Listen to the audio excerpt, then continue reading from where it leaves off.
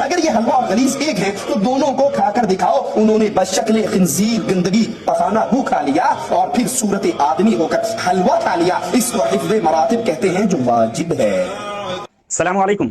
جناب توصیف الرحمان صاحب امداد المشتاق کی ایک ملفوظ پر اعتراض کر رہے ہیں اور بہت سے غیر مقلدین بھی سیم اعتراض کرتے ہوئے نظر آتے ہیں.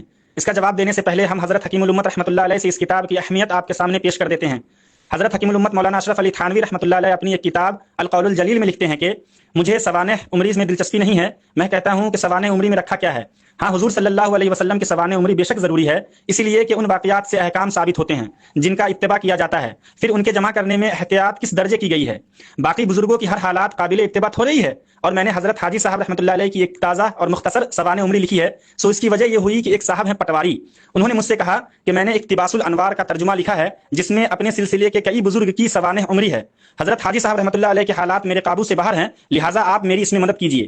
تب ان کے کہنے سے میں نے امداد المشتاق لکھی، ورنہ مجھ کو ان قصوں سے دلچسپی نہیں ہے. لیجیے، غیر مقلد جس کتاب کو لے کر باویلا مچاتے ہیں اس کی اہمیت حضرت حکیم الامت رحمۃ اللہ علیہ نے بتا دی. اب آتے ہیں ملفوظ پر جس پر توصیف الرحمان اعتراض کر رہے ہیں.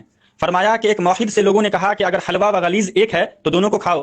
انہوں نے بشکل خنزیر ہو کر گوں کھا لیا، پھر بصورت آدمی ہو کر حلوہ کھایا. اس کو حفظ مراتب کہتے ہیں جو واجب ہے. پہلی چیز تو یہ ہے کہ توصیف الرحمان صاحب نے لفظ موحد کو مواحد پڑھا ہے. ایک مواحد، پھر سے سنیے، ایک مواحد. ارے لال دوپٹے والی باجی، مواحد نہیں موحد ہوتا ہے. کتاب کو دیکھ کر جو شخص صحیح سے اردو نہیں پڑھ سکتا وہ علماء دیوبند پر اعتراض کرے گا. ریال کے ٹکڑے کے پلنے والے اب ہم پر بھونکیں گے. اور پھر موحد کہتے کس کو ہیں یہ بھی ذرا توصیف الرحمان صاحب سے سنیے. مواحد سے مراد ان کی توحید. ان کی توحید کیا ہے کہ تمام چیزیں اللہ کا روپ ہے. نعوذ باللہ. دیکھا آپ نے، توصیف الرحمان نے عوام کو گمراہ کرتے ہوئے لفظ موحد کو غلط ڈیفائن کیا، جبکہ موحد کہتے کس کو ہیں یہ ہم آپ کو بتاتے ہیں. امام ابن خمیس شافعی رحمۃ اللہ علیہ المتوفی 552 ہجری، جنہیں امام ذہبی رحمۃ اللہ علیہ نے فقیہ اور امام کہا ہے، ان کی کتاب ہے مناقب ابرار. اس میں امام ابن خمیس شافعی رحمۃ اللہ علیہ لفظ زاہد اور عابد کو ڈیفائن کرنے کے بعد لفظ موحد کو ڈیفائن کرتے ہوئے لکھتے ہیں کہ جو شخص تمام افعال کو اللہ عز و جل کی طرف منسوب کرتا ہے وہ موحد ہے. یعنی جو انسان یہ یقین رکھتا ہے کہ دنیا میں جو کچھ ہوتا ہے سب کچھ اللہ کے فیصلے سے ہوتا ہے اسے موحد کہتے ہیں. لیکن توصیف الرحمان جو جاہل اعظم ہے اپنے پیٹ سے لفظ موحد کو ڈیفائن کیا تاکہ عوام کو گمراہ کر سکے. ان کا دعویٰ تو یہ ہے کہ ہم سلف کے فہم کو ترجیح دیتے ہیں، لیکن افسوس ہے کہ ان کے پاس نہ سلف ہے اور نہ ہی فہم، اور فرقہ اہل حدیث کا ہر چھوٹا بڑا اس میں ماہر ہے. اب آتے ہیں ملفوظ پر. حضرت حکیم الامت رحمۃ اللہ علیہ نے اس کا جواب خود دیا ہے. حضرت حکیم الامت رحمۃ اللہ علیہ لکھتے ہیں کہ اس معترض کے غباوت کے سبب یعنی بے وقوفی کے سبب، اور معترض کون ہے؟ جس نے یہ کہا تھا کہ اگر حلوہ اور غلیظ ایک ہے تو دونوں کو کھاؤ. یہ اس کی بہت بڑی بے وقوفی تھی کہ موحد کو تکلف و تصرف کی ضرورت پڑی، ورنہ جواب ظاہر تھا کہ یہ اتحاد مرتبہ حقیقت میں ہے نہ کہ احکام و آثار میں. حضرت حکیم الامت رحمۃ اللہ علیہ نے اتنا شاندار جواب دیا ہے کہ کہتے ہیں کہ یہ جو اتحاد ہے یعنی حلوہ اور غلیظ ایک ہے، یہ جو اتحاد ہے یہ مرتبہ حقیقت میں ہے. کیا مطلب ہوا کہ اگر کوئی شخص حلوہ کھاتا ہے تو مرتبہ حقیقت میں جا کر پیخانہ ہی بنے گا، اور کوئی جانور سور گو کھاتا ہے تو یہ بھی مرتبہ حقیقت میں جا کر پیخانہ ہی بنے گا. تو یہاں جو اتحاد کی بات کہی گئی ہے یہ مرتبہ حقیقت میں اتحاد ہے نہ کہ احکام و آثار میں. کیونکہ حلوہ حلال ہے اور گوں یا پیخانہ حرام ہے تو یہ اتحاد احکام میں نہیں ہے بلکہ مرتبہ حقیقت میں ہے. لیکن توصیف الرحمان نے اپنے آنکھ پر دوپٹہ رکھ کر حاشیہ کو نہیں پڑھا، اور نہ ہی یہ جاہل کی اولاد بو منیر نے ویڈیو میں پورے صفحے کو دکھایا ہے. یہ اکثر ایسا ہی کرتے ہیں. اب ایک اشکال اور بچ جاتا ہے کہ ایٹ اے ٹائم کوئی شخص انسان سے جانور کیسے بن سکتا ہے. تو ہم یہ کہتے ہیں کہ ہو سکتا ہے یہ جو موحد تھا یہ جن رہا ہو، اور ہم یہ ثابت کریں گے کہ یہ جو موحد تھا وہ جن تھا. اور جن شکل بدلنے میں ماہر ہوتے ہیں، انسان سے جانور بن جاتے ہیں، اور یہ بات خود غیر مقلدوں کو بھی تسلیم ہے.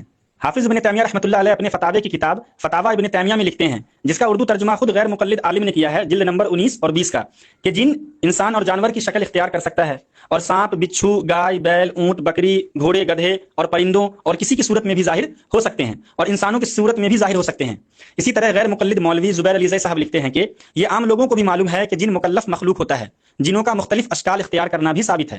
اور یہ موحد بھی جن تھا جو انسان کی شکل میں تھا اور پھر سور بن کر گوں کھا لیا، کیونکہ پیخانہ یا گوں جنوں کی خوراک ہے، اور یہ حدیث سے ثابت ہے.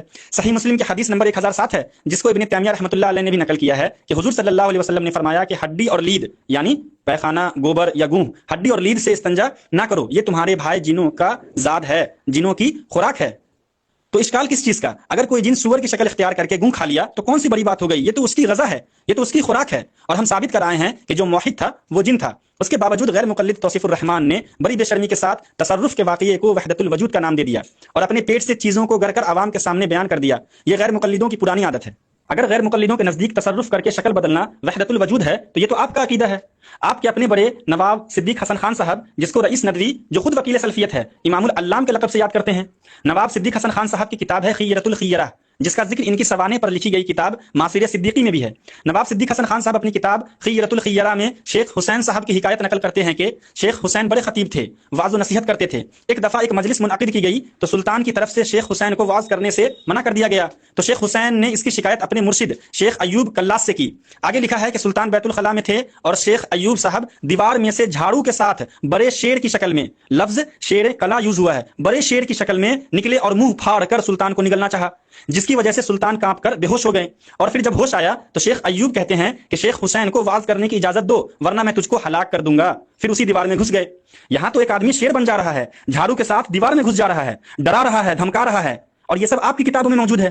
آپ کو تو چاہیے تھا کہ پہلے اپنے اکابر پر فتویٰ لگاتے اور نعوذ باللہ استغفر اللہ اپنی کتابوں کو پڑھ کر بولتے، اور یہ بو منیر جاہل کی اولاد، بے شرم انسان، تجھے تو شرم کرنی چاہیے، لگا فتویٰ اپنے علماء پر۔ اپنے من میں ڈوب کر پاجا سراغ زندگی، تو اگر میرا نہیں بنتا نہ بن، اپنا تو بن۔ وما علینا الا البلاغ المبین۔